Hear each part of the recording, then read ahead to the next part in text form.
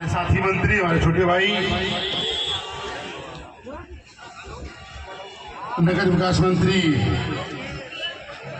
राकेश राठौर जी, हमारे बड़े भाई मिश्रिक विधायक आदरणीय रामकृष्ण भार्गव जी, हमारे साथी सिदौली विधायक भाई मनीष रावत जी, और इस कार्यक्रम के संयोजक हमारे बड़े भाई MC भार्गव जी, अनिल भार्गव जी और उनके तमाम साथीगण। आज जो कार्यक्रम हो रहा है मैं देख रहा हूं, मैं लखनऊ से आ रहा था, बड़ा उत्साह था, बहुत उत्साह था, खासकर नौजवानों में बहुत उत्साह का माहौल था। लग रहा था कि यहाँ कुछ बदलाव आ रहा है, लग रहा था कि कुछ बदलाव है। लेकिन जब यहाँ पे आए, थोड़ा सा बुरा मत मानिएगा, जब मैं यहाँ पे आया तो लगा एक कार्यक्रम सबका अलग अलग हो रहा है।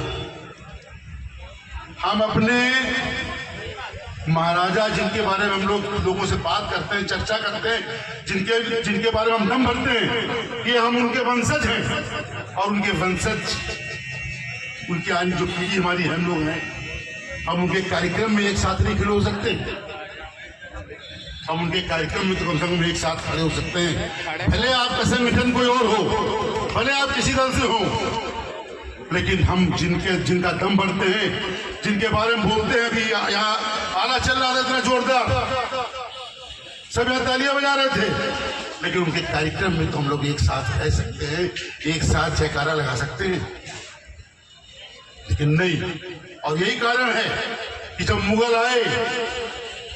मुगल आए, क्योंकि उनको सिर्फ मुगल भी हमसे डरते थे, पारसी समाज से डरते थे मुगल, हम छिन्न भिन्न हुए, अंग्रेज आए, हमने फिर प्रयास किया एक बार संगठित होने का, हम संगठित हुए भी, लेकिन अंग्रेज जान गए थे कि अगर ये पारसी भी समाज एक हो गया, संगठित हो गया, तो अंग्रेजी शासन बहुत दिनों तक नहीं रह पाएगा। उन्होंने फिर हम पर बहुत अत्याचार किए।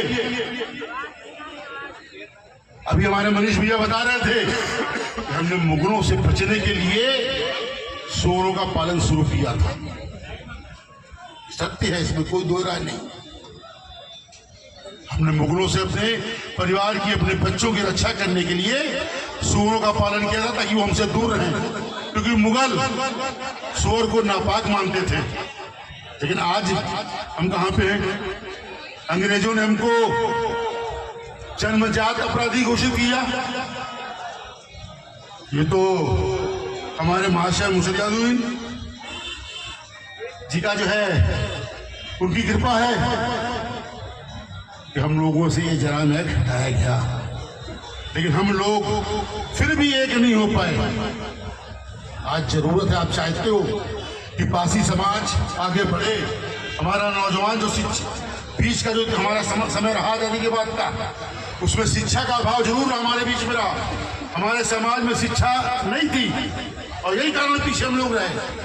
आज हमारे समाज में शिक्षा आ चुकी है, उसकी अग्नि हमारे बच्चों में चल रही है, लेकिन जरूरत सिर्फ इतनी है खाली संगठित होने की। अगर आज हम संगठित हो जाते, संगठित होकर ये कार्यक्रम करते, बहुत बड़ा भव्य कार्यक्रम, बहुत बड़ा भव्य कार्यक्रम होता। लोग देखते, सीतापुर की जनता देखती कि पारसी समाज एक होकर अपने महाराजा का कार्यक्रम कर रहा था, लेकिन हम छोटे छोटे दलों में बट जाते हैं, और छोटे छोटे दलों में बटने से हमारी ताकत घटती है। जैसा मुगलों ने हमारे साथ किया, जैसा अंग्रेजों ने हमारे साथ किया, हम बताते हैं कि हमारे साथ मुगलों ने ये किया, अंग्रेजों ने ये किया, हम उनसे सीख क्यों नहीं लेते, क्यों नहीं शिक्षा लेते हैं कि हमको एक होकर रहना चाहिए, हमको संगठित होकर रहना चाहिए। हम संगठित भी नहीं हो पाते हैं। हमें संगठित होकर अगर हम रहें तो किसी माई की लाल की ताकत नहीं है कि हमको अस्वीकार कर दे, हमें स्वीकार देना चाहे